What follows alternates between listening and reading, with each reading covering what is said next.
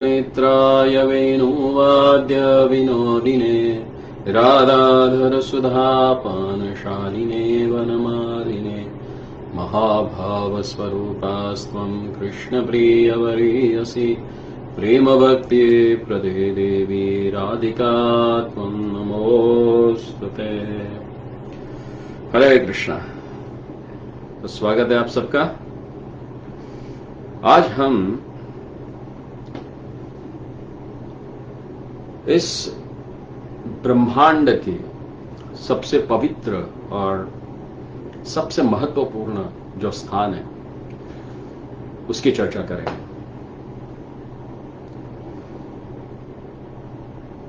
पद्म पुराण के कार्तिक महात्म्य में बताया गया है कि यथा राधा प्रिया विष्णु तस्याः कुंड प्रियम तथा सर्वगोपीषु सेवैका विष्णोर अत्यंत वल्लभ। अर्थात श्री कृष्ण को जितनी प्रिय श्री राधा है उतना ही राधा कुंड है, क्योंकि दोनों अभिन्न है। जिस राधा कुंड के धराधाम पर अवतरण के पश्चात गिरिराज जी की महिमा अलौकिक हो गई है। वस्तुतः श्री राधा कुंड और श्री राधा में कोई भेद नहीं है, और इसीलिए आज इस स्थान पे हम उपस्थित है तो श्री जी की कृपा के कारण है।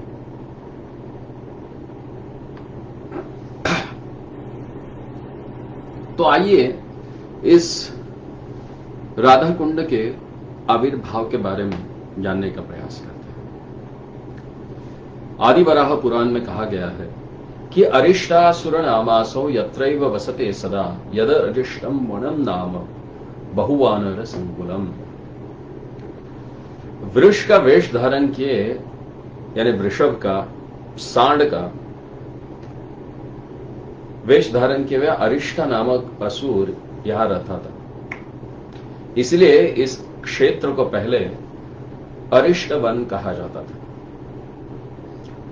और जब तक श्रीमान महाप्रभु चैतन्य महाप्रभु ये स्थान पे आए नहीं, तब तक ये स्थान को अरिट ग्राम से ही जाना जाता था।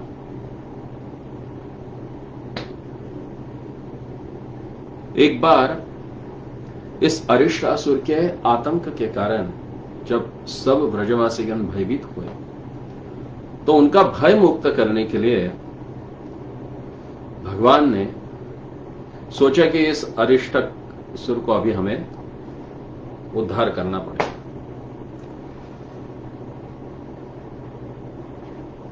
और भगवान ने उस अरिष्टासुर का वध कर दिया। किंतु उसके वध के कारण ब्रजवासी प्रसन्न नहीं हुए,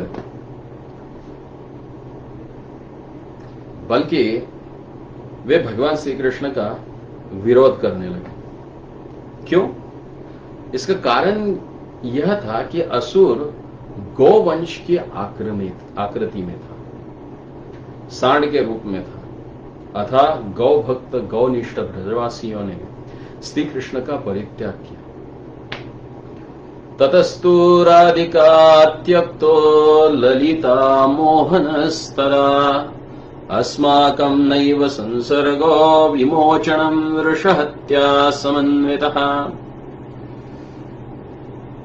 तो श्रीमती राधा रानी कहने लगी,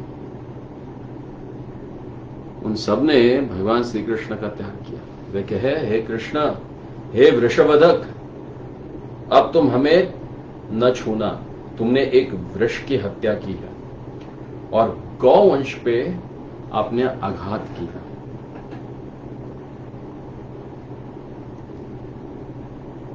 तो भगवान बोले, अरे किंतु ब्रजबालाओं, वह एक भयावह असुर था, वही वध के योग्य था, इसलिए मैंने उसका वध किया।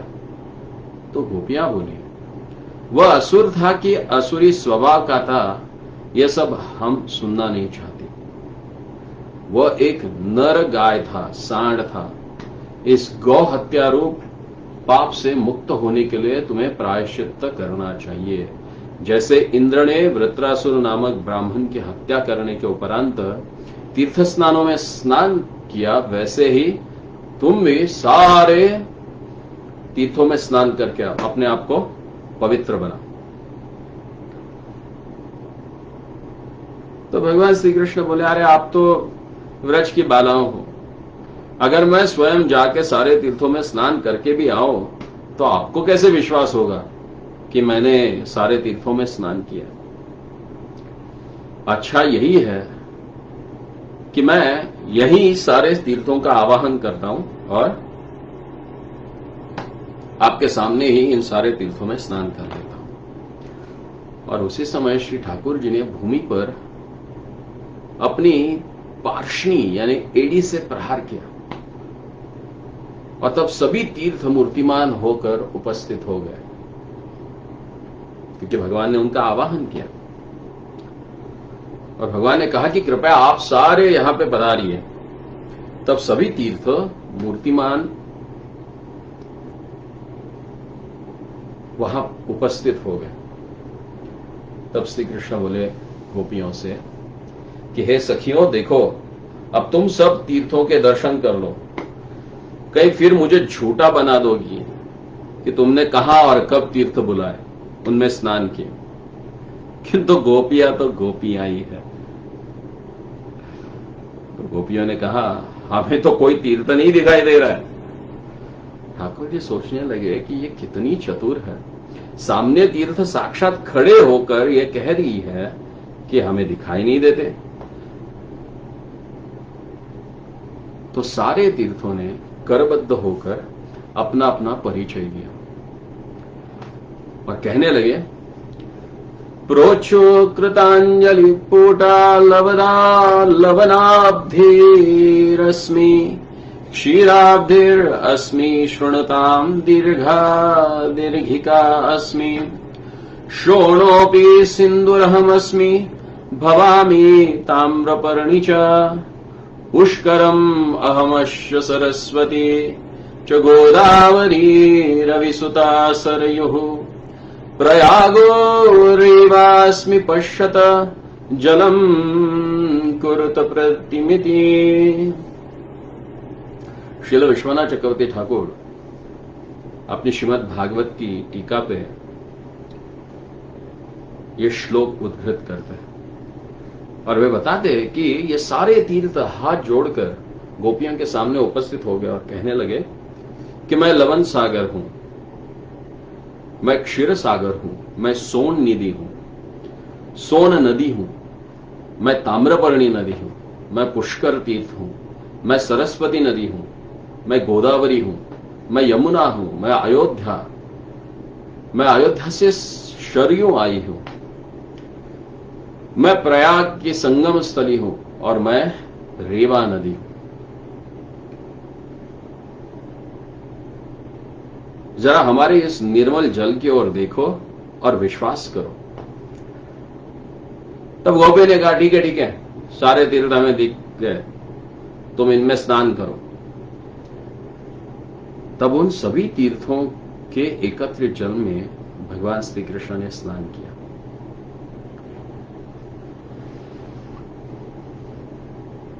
और स्नान करने के पश्चात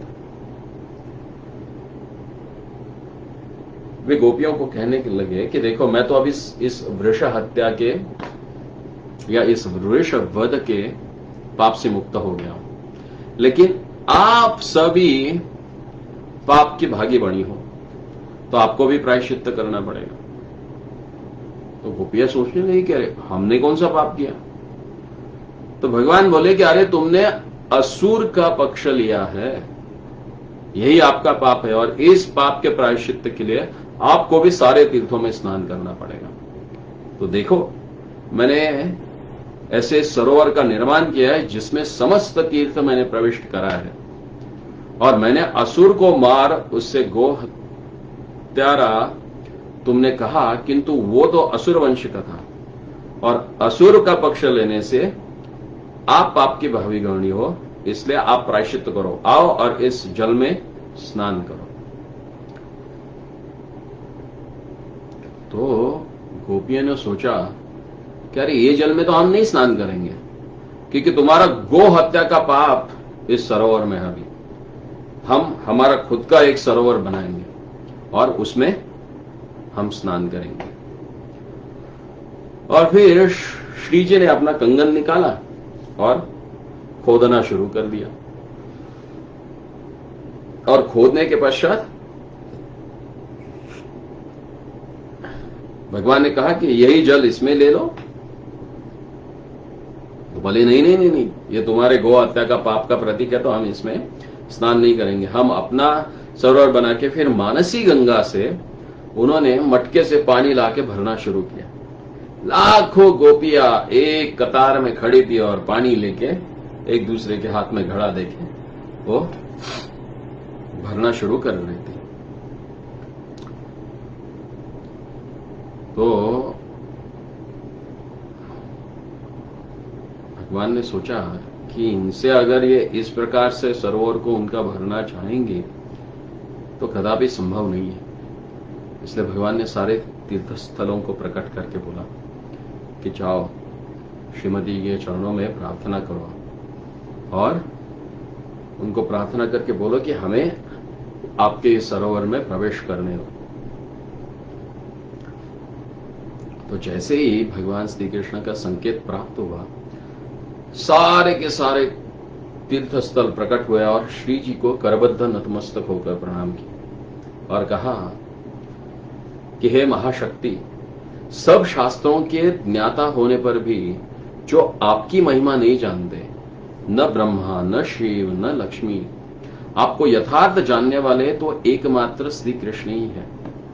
वे भी आपके स्वेद बिंदुओं को पहुंचकर अपने को धन्य समझते हैं। उन्हीं के पार्ष्णी प्रहार से, एड़ी के प्रहार से उत्पन्न इस कुंड में हमने शरण ग्रहण की है। किंतु यदि हमें भी आपकी कृपा दृष्टि प्राप्त हो जाए तो हमारी आशा की कलियां खिल जाएंगी। यदि आप हमें अपने कुंड में प्रविष्ट होने की आज्ञा दे तो हमारा जीवन सफल हो जाएगा। आपके इसी वरदान के हम इच्छुक हैं। तो श्री जी तो दयामयी है ही है, दया से परिपूर्ण होकर बोली आगच्छति, कृपया पधारिए। और श्री जी का अनुग्रह प्राप्त करके उन सभी तीर्थों ने उस सरोवर में अपने सरोवर को अपने जल से भर दिया। तो श्याम सुंदर बोले, हे राधे, मेरे कुंड में तो स्नान कर मैंने गोहत्या रूप पाप का प्रायश्चित किया है, इसीलिए इसमें तो आपके कुंड के आगे कोई भी स्नान नहीं कर पाएगा और यह उपेक्षित हो जाएगा।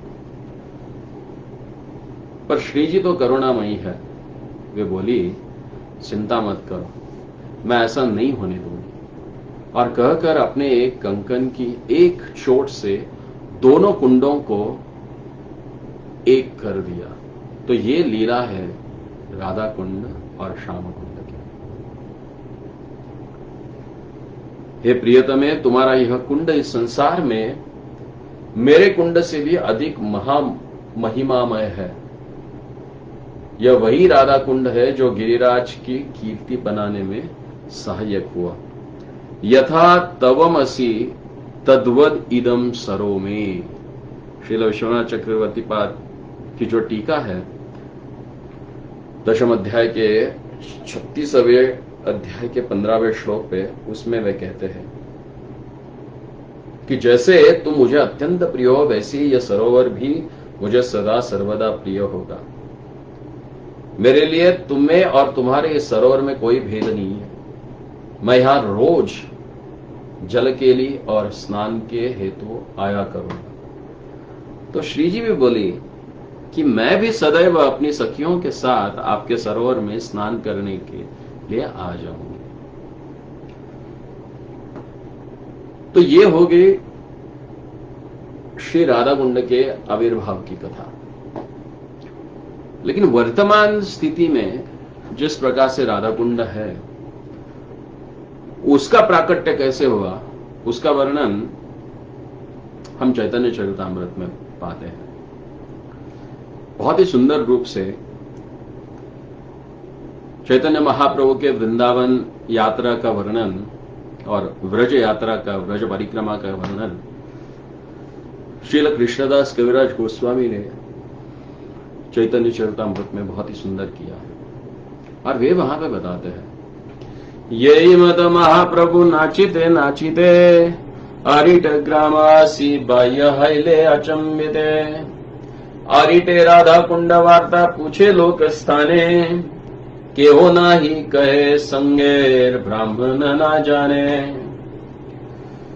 तीर्थ लुप्त जानी प्रभु सर्वज्ञ भगवान, दुई धान्य क्षेत्र अल्प जले कैलस्नान, देखी सब ग्रामेर लोकर विस्मय हैलमान, प्रेमे प्रभु करे राधा कुंडे रस्तवन, सब गोपी हैते राधा कृष्णेर प्रेयसी, तैचे राधा कुंड प्रिय प्रिया रस रसे।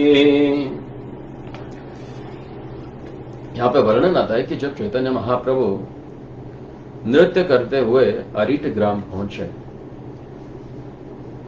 जैसे कि हमने पहले ही देखा कि आदिपुरा वराह पुराण में कहा गया है कि अरिष्टासुर यहां रहने के कारण इस स्थान का नाम अरिट वन हो गया था और बाद में अपभ्रंश से उसको अरिट ग्राम कहा गया।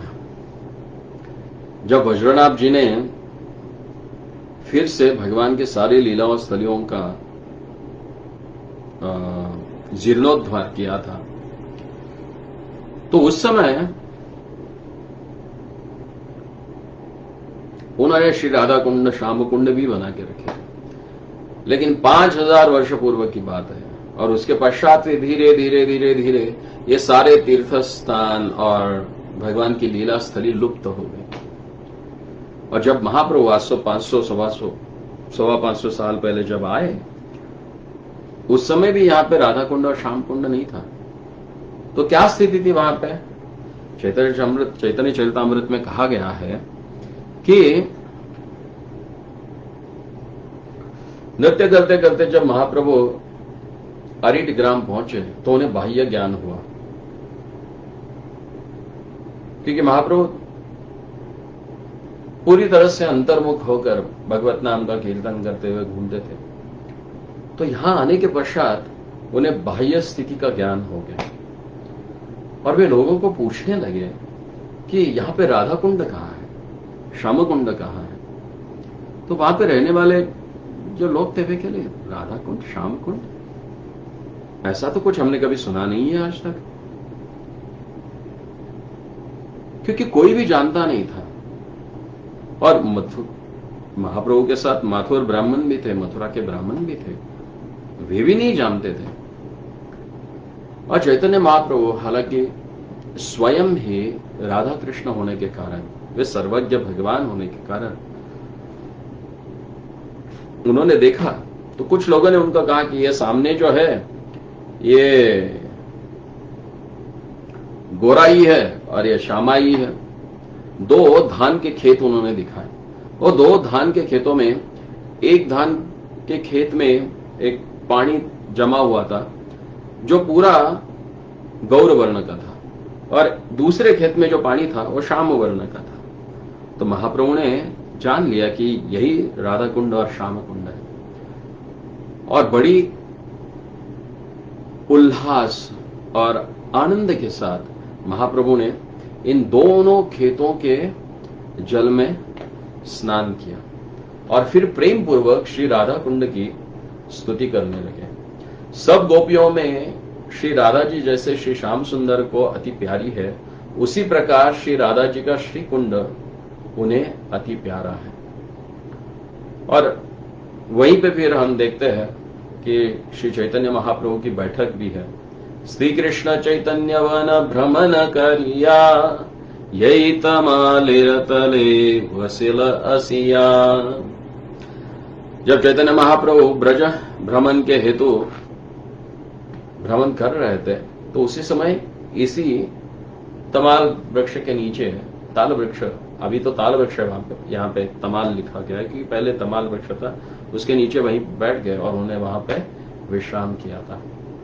फिर आगे जाके रघुनाथ दास गोसाई पाद द्वारा इन्हीं 2 कुंडों का जीर्णोद्धार हुआ।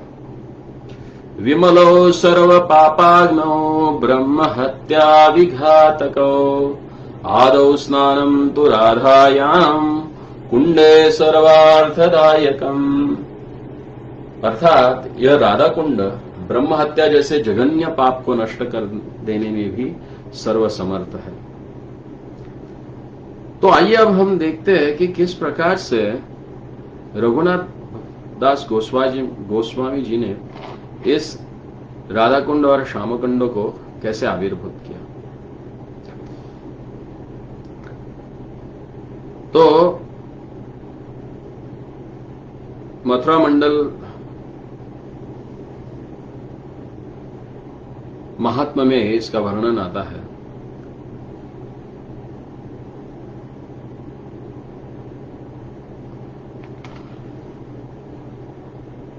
कि ये जो कुंड है ये श्रीमती राधा रानी से अभिन्न है और इसी के तट पर बैठकर श्री रघुनाथ दास गोस्वामी जी अपना भजन और अपनी साधना किया करते थे। तो वर्तमान में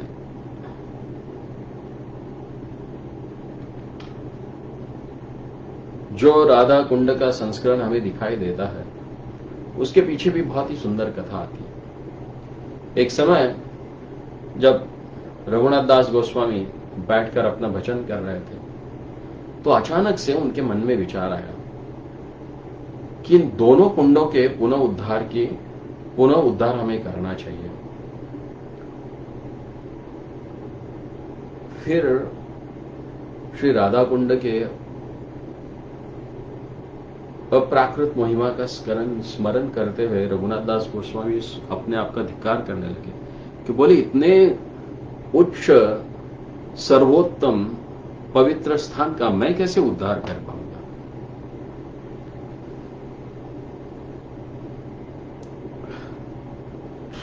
और फिर वो अपने भजन में लग गए। तो अचानक एक दिन एक बहुत ही धनी व्यक्ति, श्री रघुनाथ दास गोस्वामी जी कौन है, ऐसी परीक्षा करते करते वो उनके पास आके पहुंचा। और जब रघुनाथ दास गोस्वामी के सामने आया तो उनको उसने दंडवत प्रणाम किया और कहा कि मैं सीधे बद्री का आश्रम से यहां पे आ रहा हूं और भगवान बद्रीनारायण ने मुझे आपके पास भेजा है और मैं उनकी आज्ञा से आपको इन दोनों कुंडों के सुंदर रूप में पुनरुद्धार के लिए सारा खर्च जो खर्चा है वो मैं दे रहा हूं, आप इसका पुनरुद्धार कीजिए। तो बस जुगल किशोर की आज्ञा को रघुनाथ दास गोस्वामी जी ने स्वीकार कर लिया और हम देखते हैं कि श्री राधा कुंड जो है वो परम रमणीय चौकोरे रूप में प्रकट हुआ। किंतु जब श्याम कुंड का कार्य शुरू हुआ तो वे पहले तो चौकर बनाना चाहते थे, लेकिन वो चौकर बनाने के लिए उसके आसपास के जो पेड़ थे उनको काटना पड़ रहा था। तो जैसे ही एक पेड़ पे वो लोगों ने प्रहार किया, उसी रात्रि में जब रघुनाथ दास गोस्वामी अपना भजन कर रहे थे तो उन्हें दृष्टांत हुआ। उन्होंने देखा कि उनके सामने 5 दिव्य व्यक्ति खड़े हैं और वे रघुनाथ दास गोस्वामी से प्रार्थना कर रहे हैं कि हमें मत काटो, हम 5 पांडव हैं और इस वृक्ष में के रूप में इस श्याम कुंड के तट पर रहकर हम अपनी साधना कर रहे हैं, अपनी तपस्या कर रहे हैं और कृपया हमें कटवाए नहीं। टेढ़े मेढ़े जिस रूप में कुंड है उसी रूप में संस्कार कर दे। और इसीलिए रघुनाथ दास गोस्वामी जी ने वे पेड़ नहीं कटवाए और फिर उन्होंने क्या किया कि जिस स्थिति में वो कुंड था उसी स्थिति में उसका पुनर्निर्माण किया और इसलिए हम आज देखते हैं कि राधा कुंड पूरी तरह से ऐसे चौकर है और श्याम कुंड थोड़ा टेढ़ा मेढ़ा है।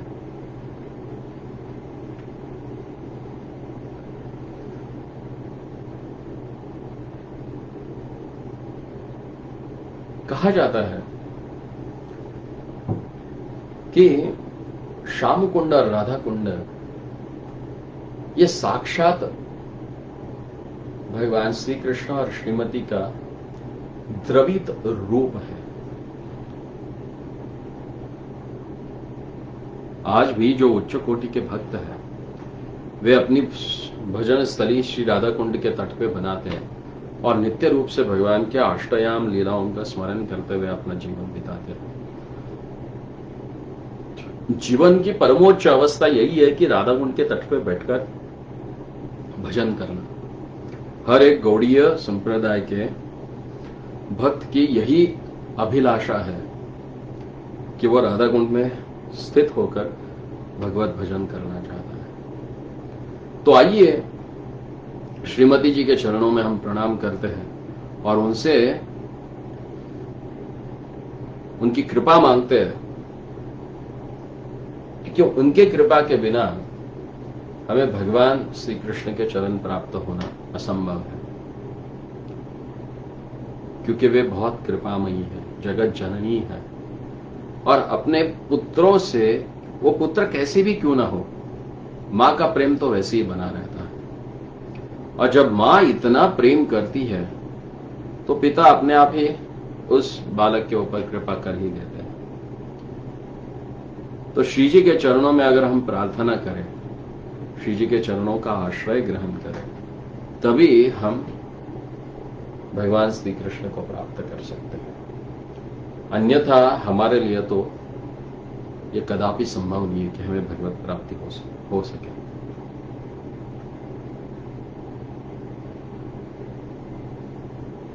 जैसे भगवान शिव ने अहरबुद्ध संहिता में एक बहुत ही सुंदर स्तोत्र की रचना की है, जिसको राधा कृपा कटाक्ष स्तोत्र कहा जाता है। उस स्तव के फलश्रुति में वे कहते हैं कि जो भी व्यक्ति एकादशी के दिन, अष्टमी के दिन, त्रयोदशी के दिन, द्वादशी के दिन प्रातः, मध्याह्न और सायं संध्या में अगर राधा कुंड के जल में बैठकर इस स्तोत्र का पाठ करता है तो उस व्यक्ति को साक्षात जुगल जोड़ी के दर्शन हो जाते हैं। इसलिए आप देखेंगे कि कई भक्त सदैव आपको राधा कुंड में दिखाई देंगे। राधा कुंड के तट पे जप कर रहे होंगे या राधा कुंड के जल में कंठ तक, जानों तक, कटी तक खड़े होकर इस राधा कृपा कटाक्ष स्तोत्र का जाप कर रहे होंगे। यह स्तोत्र भी बहुत सुंदर है, जिसमें शिवजी प्रार्थना करते हैं कि कदा करिष्यसि माम कृपा कटाक्ष साधन। हे श्रीमती राधा रानी, आपकी कृपा का कटाक्ष, आपकी कृपा का कटाक्ष हम पे कब देंगी? वे कहते हैं, मुनीन्द्र वृंद वंदिते त्रिलोक शोक हारिणी प्रसन्न वक्त्र पंकजे निकुंज भूविलासिनी व्रजेन्द्र भानुनंदिनी व्रजेन्द्र सूनु संगते कदा करिष्यसि मां कृपा कटाक्ष भाजनम। कदा करिष्यसि मां कृपा कटाक्ष भाजनम। कदा करिष्यसि मां कृपा कटाक्ष भाजनम। मुनीन्द्र वृंद वंदिते त्रिलोक शोक हारिणी। आप कौन है? तो सर्वश्रेष्ठ मुनियों के द्वारा आप वंदित है, जो आपकी सदैव वंदना करते हैं। क्यों? त्रिलोक शोक हारिणी, क्योंकि आप इन तीनों लोगों के शोक को हरण करने वाले। प्रसन्न वक्त्र पंकजे निकुंज रास लासी, आप निकुंज में प्रसन्न वदन से रहने वाली और यहां रास विलास करने वाली।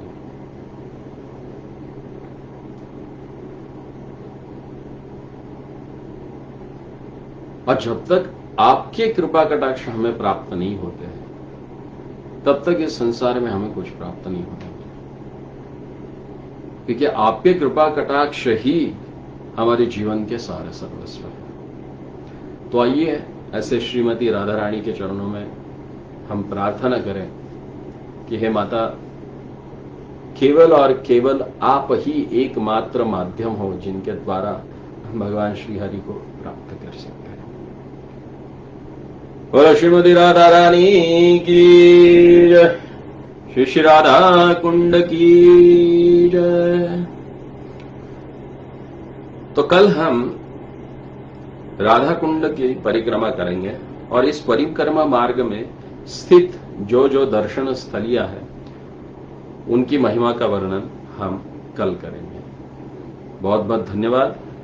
ऐसी बने रहिए ताकि हमें भी उत्साह प्राप्त हो और फिर इन सारे दिव्य स्थलों का, लीला स्थलों का वर्णन और महिमा गान हम कर सकें। श्री ब्रज भूमि वृंदावन धाम की जय, श्री श्री राधा कुंड श्याम कुंड की जय, श्री चैतन्य महा